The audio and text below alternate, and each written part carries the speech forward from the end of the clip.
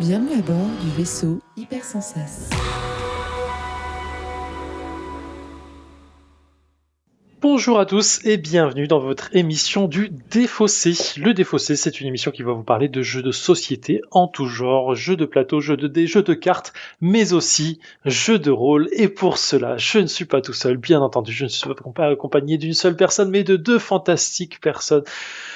D'abord, présentons Sam. Bonsoir Sam, comment vas-tu? Yeah, ça va bien et toi? Eh ben écoute, on se plaint pas, et à côté de toi, mais loin, mais à côté dans le cœur, nous avons Alex. Alex, bonsoir. Salut! Mes chers compatriotes, est-ce que vous êtes chaud pour repartir dans les années 80, revivre votre préadolescence, faire face à des robots, à des choses bizarres de la technologie du futur, rétro-futur? Alors les auditeurs, je sais pas, mais moi je suis chaud.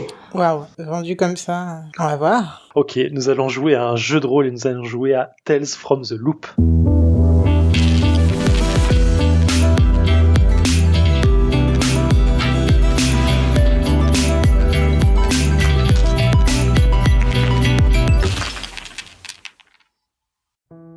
Donc comme je le disais en intro, nous allons jouer à Tales from the Loop. C'est un jeu de rôle qui a été créé par Simon Stalenhag. J'ai du mal à le prononcer. C'est un jeu qui se veut nord-européen. Alors je crois que c'est suédois. J'ai un doute. Je vais dire sûrement une connerie là-dessus. Mais il me semble que c'est suédois. Et ça a été édité à la base par Free League. Free League, c'est une boîte de JDR, d'édition de JDR qui est aussi suédoise et qui édite entre autres Alien aussi, dont on a déjà parlé ici. Et ça a été édité en français par Arcane Asylum, qui a le bon plaisir, le bon goût de nous faire apporter des jeux de bonne alloi. Tales from the Loop, c'est aussi une série que je vous invite à regarder sur Amazon. C'est une série Et oui. absolument fantastique qui est humaine au possible, qui a été très bien adaptée, je trouve, par rapport au matériau original. Je dirais peut-être une bêtise, mais je crois que c'est un roman aussi, ou peut-être une série de romans à la base. Je suis pas sûr de cette info. Donc si les auditeurs l'ont, peut-être qu'ils vont me rattraper. Mais voilà, Tales from the Loop. Donc comme je l'ai dit, et vous m'arrêtez hein, quand vous avez des questions, j'ai trop de choses à dire sur ce jeu, j'ai trop d'amour à déclamer, encore une fois. Alors j'avoue que moi j'y connais rien du tout, j'en entends parler depuis des illustres, mais j'y connais tellement rien que j'ai juste écouté parler. Ah bah c'est parfait, écoute, regarde, Tales from the Loop, c'est un truc qui se passe dans les années 80. En fait, c'est ce qu'on appelle un rétro-futur, c'est-à-dire que c'est un futur possible dans le sens où la technologie a évolué plus que ce qu'on connaît aujourd'hui dans notre temps présent. Il y a des voitures volantes, des vaisseaux volants, il y a des robots dans le sens vraiment méca, quoi, contrôlés par les humains. L'énergie n'est plus forcément faite par le pétrole, mais par une énergie autre qu'on a su exploiter. Mais c'est rétro parce que ça se passe dans les années 80. Donc en fait, on a toute une esthétique des années 80 qui est mise en place en termes d'époque, voiture ou ce genre de choses. Donc c'est une esthétique assez rétro, mais dans un futur ancien. Donc c'est assez intéressant. Moi, j'adore ce genre de choses. Pour les autres références, il y a Fallout qui le fait beaucoup avec, pareil, les années 60, mais dans le futur, c'est 2160. Voilà, c'est un type de narration. Et Tales from the Loop, du coup, ça nous emmène dans le loop. En fait, le loop, c'est une ville qu'on a appelée comme ça, qui se trouve dans un pays nordique, donc en Suède, où une station scientifique a été créée. Et sous terre, en fait, il y a un accélérateur à particules qui a été créé sous la terre, donc il fait un cercle énorme. C'est pour ça qu'on appelle ça The Loop. Et la ville qui est au-dessus, qui emploie qui est employée généralement dans ce complexe, c'est une petite ville. Ouais, une toute petite ville suédoise, et en fait le jeu vous propose d'endosser le rôle de préadolescent entre 8 et 15 ans, on va dire. 15 ans, c'est vraiment le max. En général, on est sur du 11-12 ans. Et en fait, de vivre des aventures dans cette ville, parce que forcément, qui dit complexe scientifique avec des expériences dit des ratés, donc il se passe des trucs dans cette ville. Il peut y avoir des problèmes de gestion de temps, dans le sens il peut y avoir des zones qui sont dans le futur, des zones qui sont dans le passé, il peut y avoir je sais pas, des trucs bizarres et variés qui peuvent arriver, des machines qu'on trouve en pleine forêt et qui sont été abandonnées mais qui ont encore un pouvoir technologique qui est présent et qui fait faire des choses autour d'elle. Donc c'est assez intéressant. Franchement, je vous invite à regarder la série parce qu'elle a plein de bonnes idées et elle est assez folle là-dessus. Et donc le jeu vous propose d'explorer en fait cette ville. Le jeu propose de faire ça en Suède parce que c'est un jeu de là-bas, mais pour ceux qui ne se sentent pas forcément à l'aise avec les noms de villes ou les noms et qui veulent envie de transposer ça dans un truc plus européen entre guillemets, alors c'est pas mieux, je dis européen, mais en fait on se trouve aux États-Unis, donc c'est pas mieux, mais dans un truc plus US, bah, c'est possible aussi, le jeu le propose, mais dans tous les cas, voilà. Est-ce que jusque-là vous avez des questions, des doutes, des interrogations? Juste, je viens de vérifier, c'est bien un roman à la base. Voilà. Et ouais, non, je suis extrêmement impatient. J'avais adoré la série, mais du coup, du fait d'avoir lu le livre de jeu de rôle, le livre de règles, t'as découvert beaucoup plus de choses, je suppose, plus sur la série, parce que du coup, la série, elle laisse quand même quelque chose de très mystérieux, en fait. Alors là, moi j'ai que la boîte d'initiation qui m'a été envoyée par Arkham Asylum. J'ai pas encore le bouquin parce que clairement je vais craquer pour. Mais le jeu est assez vieux maintenant. Je crois qu'il a au moins 3 ans minimum, voire 4 ans peut-être. Il est sorti depuis un petit moment. Aujourd'hui, il y a plusieurs extensions qui sont sorties qui présentent la France, qui présentent d'autres choses avec des scénarios, des trucs comme ça. Et il y a Things from the Flood qui est sorti, qui propose en fait de faire la suite avec des personnages qui sont plus pré-ados mais post-adolescents. Donc ça permet de donner une autre dimension là-dedans, avec justement le temps qui a évolué et tout ça. On n'est plus dans les années 80 mais les années 90. Et voilà, mais non, il n'y a pas plus j'ai pas plus d'informations sur le pourquoi du comment. Et je pense pas que le bouquin te donne les clés nécessairement pour comprendre, mais justement veut laisser planer le mystère. Mais en tout cas, voilà. En termes de système de jeu, pour arriver un peu sur les règles, parce que quand même il faut, chaque joueur donc incarne un personnage qui a, comme je l'ai dit, entre on va dire 8 et 13 ans en général, qui va être un stéréotype. Ça peut être un intello, ça peut être un geek, ça peut être un sportif, ça peut être un excentrique, la star de l'école ou ce genre de choses.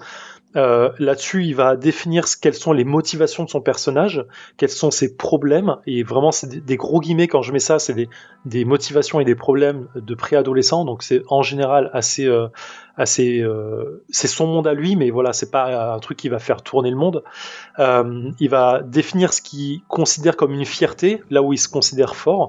Ça peut être le plus fort de sa classe en sport ou le plus fort en maths ou ce genre de choses. Ça a forcément un impact dans le jeu. Et ensuite, il va avoir des attributs et des compétences, des attributs qui vont être physique, technique, cœur ou intelligence, qui vont être tous les aspects sociaux et actifs du personnage.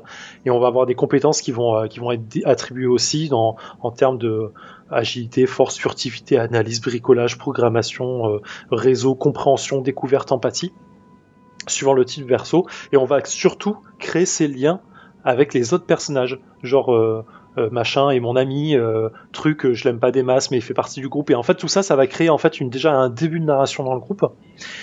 Et voilà, et là on a 80% du personnage qui est créé, on a 80% des règles, tout se joue avec des D6 à la même manière que Alien, c'est-à-dire que Free League fait son système de jeu assez simple. On a un nombre dans les attributs, on a un nombre dans les compétences, on additionne les deux. Par exemple là, le personnage que j'ai sous les yeux, il a 5 en intelligence, il a 3 en compréhension qui dépend de l'attribut intelligence, donc ça lui fait ici 8D6 qui lance. Tous les 6 qu'il fera sur ce lancer seront une réussite. Donc voilà, c'est aussi simple que ça. Il n'y a pas plus idiot. Sa fierté, comme je l'annonçais au début, lui permet en fait de faire un jet, de faire une action supplémentaire quand il y a un échec sur le jet de dés, donc pouvoir avoir une réussite quasi automatique. Et puis voilà. Et après le reste, c'est que de la narration entre joueurs. Et voilà. Bon, il y a encore quelques détails de règles que je vais pas détailler là, mais dans l'idée c'est ça. C'est vraiment un jeu qui va se baser sur les peurs et les envies des préadolescents dans un monde où la technologie est comme ultra présente et où le mystère est complètement entier dans chaque scénario, quoi. Voilà, j'ai beaucoup parlé. Est-ce qu'il y a une inspiration sur Stranger Things ou alors oui, enfin je pense que Stranger Things, je sais pas s'il s'inspire beaucoup de ça, mais clairement c'est venu dans cette bulle de revival des années 80, enfant un peu à la Goonies, un peu à la truc si vous avez connu. Et clairement, voilà, bon, c'est venu un peu dans ce mood-là. Et c'est pas plus mal. Maintenant, on en bouffe un peu trop. Enfin, moi, j'en ai un peu ras le cul de voir ce genre de choses. Mais bon, ça reste bon. Ouais, dans Tales from the Loop, je trouve qu'il y avait quand même un esprit un peu moins, du coup, un peu moins, je dirais, Goonies, dans le sens où c'est... il y a quelque chose de beaucoup plus mélancolique, en fait. On n'est pas dans l'ultra fun, on est dans quelque chose d'assez... d'assez contemplatif dans les scènes, beaucoup de temps mort, beaucoup de calme, et du coup ça donne une ambiance totalement différente. Ouais, je te rejoins complètement. Effectivement, Stranger Things, Goonies, ça reproche un peu parce qu'on a les enfants un peu héros qui arrivent toujours à faire quelque chose, qui s'en sortent et qui créent en fait l'action, qui font avancer le plot par leurs actions.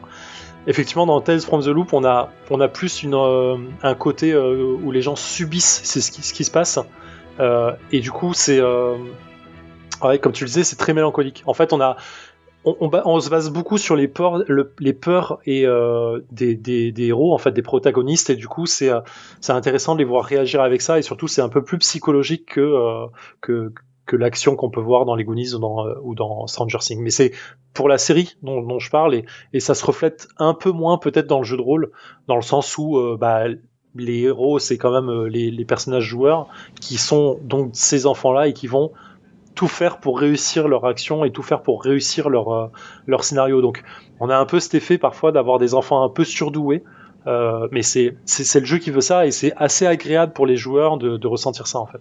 Mais ça n'empêche pas d'avoir effectivement des phases un peu plus tristes ou un peu plus psychologiques. Ok. Voilà, écoutez, si vous êtes chaud, je vous propose de nous y lancer. On va jouer avec deux patronautes qui sont avec nous ce soir. Et puis voilà. Seul finalement, Quantum V, mais eh bien, va le faire quand même. Un seul dans ce cas-là, et ça ira très très bien. Let's go. Let's go. Non, j'essaye de retrouver Linda et Frédéric, et puis je leur dis j'ai réussi à entendre un petit peu ce que le prof de maths disait apparemment. Ok, j'essaye les fenêtres parce que rentrer par la fraction chez les gens c'est bizarre quand même.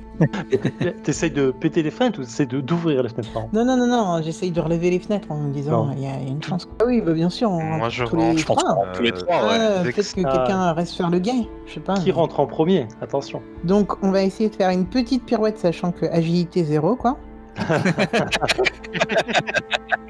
Et en fait, tu le regardes, tu le soulèves, tu regardes sous couture, tu commences un peu pas à le démonter, mais juste à regarder certaines parties qui se décrochent assez facilement pour accéder au cerveau moteur et à la mécanique. Et nous sommes de retour dans le défaussé après 1h45 du jeu de rôle Tales from the Loop d'Arcane Asylum, en compagnie d'Alex, de Sam et de Quantum, qui est l'un de nos auditeurs qui joue avec nous. Je vais commencer par toi, Alex. Qu'est-ce que tu as pensé de cette partie? Ça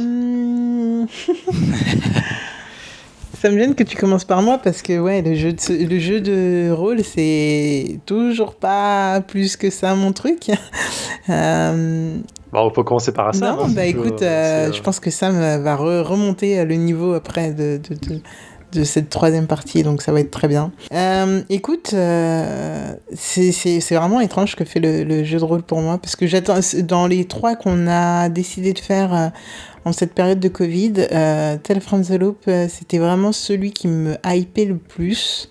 Et très honnêtement, ni la première partie, ni le jeu qu'on en a fait ne me motive plus que ça à fouiller, à aller regarder les histoires qu'il y a pu avoir autour, les séries qu'il y a pu avoir, etc. Donc c'est vraiment, je pense, le style jeu de rôle qui me correspond pas. Outre ça, on est tombé sur l'histoire que tu nous as fait jouer là était vraiment intéressante dans le sens où on avait des personnages qui évoluaient, qui avaient vraiment leur propre histoire historique et lien les uns avec les autres. Et c'était assez fou en fait de se rendre compte comment on pouvait jouer en rapport avec ça. Je pense que c'est plutôt fréquent dans le jeu de rôle et c'est pas un truc de fifou, mais moi ça m'a vraiment impressionné et je trouve ça assez dingue, et j'imagine très très bien en fait comment en soi on peut jouer avec ça et interagir avec ça dans le comment dire, lors d'une campagne. C'est vrai que là, on fait que des jeux de 2 heures et c'est des one-shots.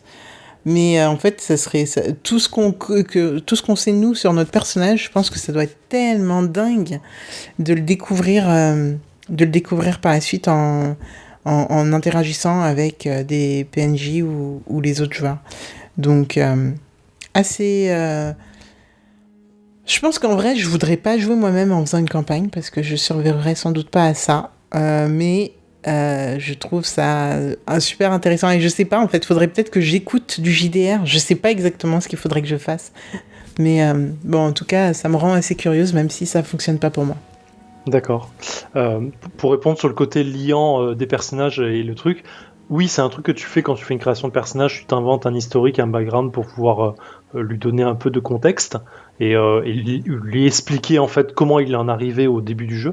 Mais Tales from the Loop, elle te sait bien que en quelques phrases, on va lier les choses, donner un petit truc, un petit caractère au personnage, et on n'a pas besoin d'aller plus loin forcément pour pouvoir s'imaginer ce que c'est là. Clairement, les personnages de Tales from the Loop, c'est voilà, une fierté, un petit problème, un petit truc, et bam, on a déjà notre personnage, et on a une petite phrase sur nos camarades de classe ou les autres personnages qui sont avec nous, comment on les ressent, comment on les aime ou pas, qu'est-ce qui nous attire ou pas chez eux, et bam, c'est complètement lié en une seule page.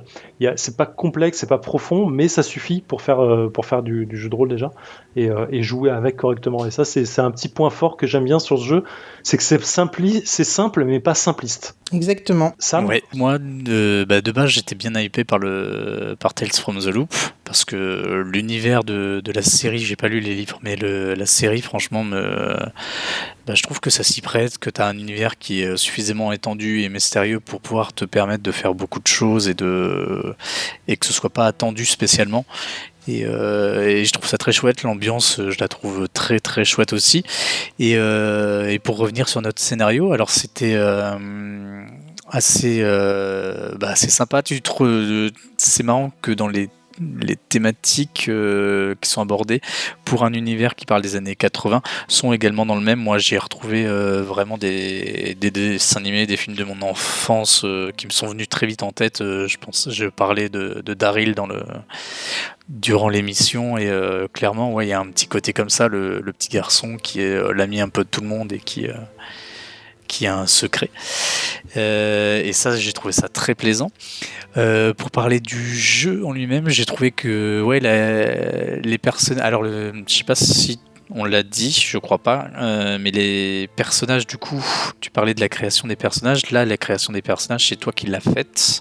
J'ai pris les pré-tirés qu'il y avait dans la boîte Ouais. d'insertion, hein. Je me suis pas plus cassé. On les a pas fait nous-mêmes, mais ils fonctionnent bien. T'as différents stéréotypes qui sont connus de ce type d'histoire et qui fonctionnent bien.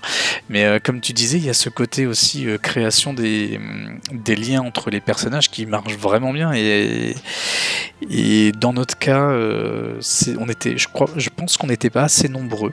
Même si ça marchait bien, je pense que avoir un groupe d'enfants un poil plus grand, ne serait-ce qu'un joueur de plus, ça aurait apporté une dynamique beaucoup plus importante. Ah bon, tu veux dire ça dans quel sens ? Parce que là, j'ai pas reçu senti le manque de camarades, quoi. Non, je trouve qu'on a bien fonctionné ensemble, mais créer quelque chose de, je sais pas, dans la dynamique même dans ma vision de l'histoire et des personnages, avoir 3 personnages c'est déjà bien. Je pense qu'avoir un 4e, ça aurait vraiment créé une sorte ça aurait dupliqué un petit peu les relations, on se serait peut-être séparés à d'autres moments, ça aurait peut-être permis tu vois, de faire des groupes, ça aurait peut-être permis de développer un peu plus Là, en repensant au scénar qu'on vient de faire, en fait, je vois pas trop à quel moment on aurait pu tant que ça se séparer. Enfin, en fait, je t'avoue que je vois pas trop ce que ça aurait amené. Ouais, on aurait pu faire le choix, par exemple, d'un groupe qui descend vers le port, l'autre vers le bunker, tu vois, ce genre de choses. Après, je rejoins un peu Sam sur le côté 4 joueurs autour d'une table. C'est toujours plus agréable, c'est un bon équilibre en fait. En jeu de rôle, en général, c'est un bon équilibre. Plus ça devient un peu plus complexe, moins tu sens qu'il peut manquer quelque chose. Là, sur le scénario, ça suffit, 3, c'est pas plus que ça. Mais dans certains cas, un 4e joueur est toujours plus agréable. T'as l'impression d'avoir un équilibre permanent en fait entre les joueurs, je sais pas, il y a un truc qui fonctionne mieux. Après, mais je vois ce que veut dire Sam là-dessus, mais là, en termes d'interaction, avoir une 4e personne, ça peut aussi créer d'autres choses. C'est intéressant. Et sinon, non, j'ai trouvé ça très agréable. Le côté enfant, c'est marrant, ça m'a fait un double effet. Ça m'a fait le fait de jouer des enfants. Je crois que j'ai jamais joué d'enfant dans un jeu de rôle. Et il y a un côté assez naturel, et du coup, t'as beaucoup moins peur de jouer les personnages, de jouer des choses que en essayant d'être proche de ton personnage, tu ferais pas parce que tu te dis non, mon personnage il le ferait pas. Là, je pense que le fait d'avoir des enfants, t'as une sorte de fraîcheur et de naïveté qui te dit ouais, on y va parce que dans notre tête on a envie de vivre des aventures comme on les voit dans les films et des séries, et ça participe un petit peu à quelque chose d'assez assez frais. Après, c'est vrai que j'ai eu peut-être plus de mal à me projeter clairement dans le rôle, mais ça c'est pas très grave, on finit toujours par s'y faire, mais ouais, j'ai trouvé ça très sympa. Et non, sinon l'univers il est cool, quoi. T'as plein d'éléments, toutes ces illustrations qui viennent au fur et à mesure que tu nous as envoyées, qui sont proches de la série, qui sont en plus très belles, qui sont très très visuelles. Ça participe énormément à l'univers, et cet univers il a t'as envie de l'explorer, t'as envie de faire des choses dedans. J'aimerais vraiment tester une campagne là-dedans, quoi. Ça m'a fait penser à l'univers de Sight un petit peu, perso. Ouais, je vois ce que tu veux dire. Ouais, effectivement, il y a un côté un peu futuriste sur surtout le trait aussi. Même les paysages, ouais, le trait, les paysages, ça, je vois complètement ce que tu veux dire, clairement. Mais les illustrations sont complètement dingues, hein. Là-dessus, c'est un taf de malade, et je kiffe très fort. Mais ouais, je ressens, je vois ce que tu veux dire sur le côté enfant. C'est un des.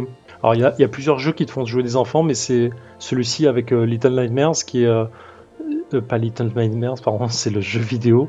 Et du coup, je retrouverai plus le nom du jeu de rôle. C'est pas grave. Et du coup, il y a un autre jeu comme ça où tu joues des enfants dans un monde un peu plus horrifique. Et c'est les deux jeux que j'adore là-dessus. Tales from the Loop, j'adore son côté rétro-futur.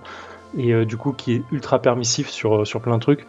Et ouais, c'est un monde que j'apprécie énormément, quoi. Et pourtant, quand le jeu était sorti à la base, il était en Kickstarter, j'étais pas fan de l'idée, mais voilà, quand l'avoir eu en main et avoir vu la série surtout, qui m'a donné plein de références et plein de trucs, ça m'a donné vraiment envie de le faire jouer. Oui, non, juste, ouais, ça donne envie d'aller un petit peu vers toutes ces possibilités, parce que rien que dans la première saison, t'as un champ de possibilités qui est gigantesque, quoi.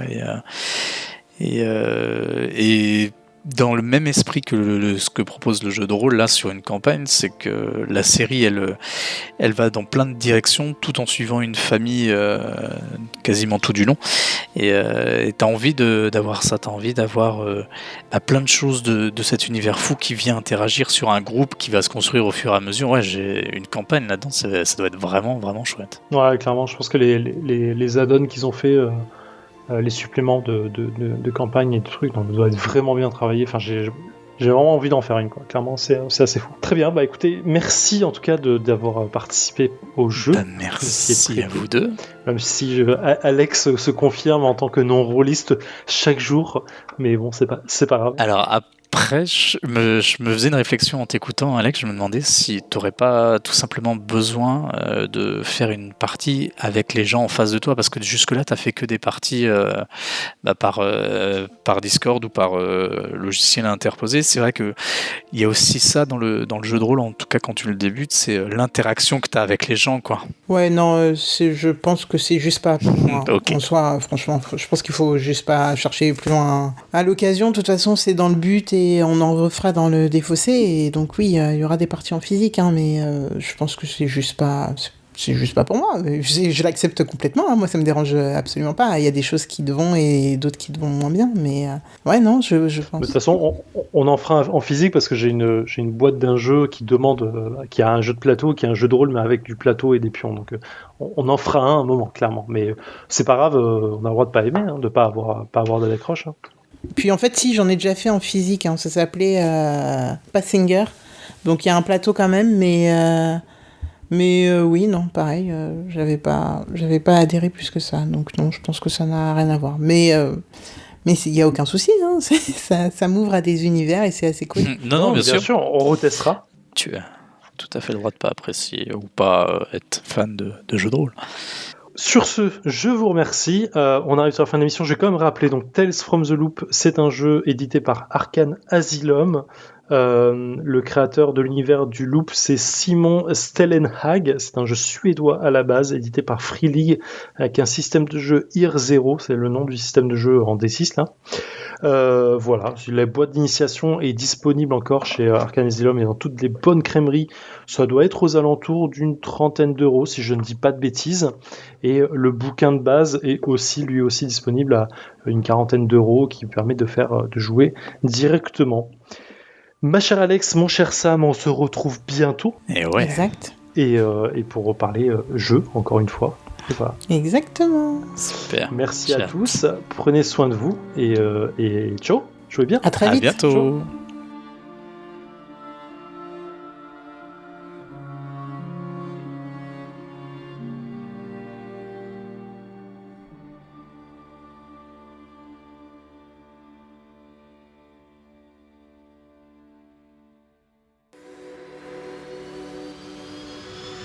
Fin de transmission.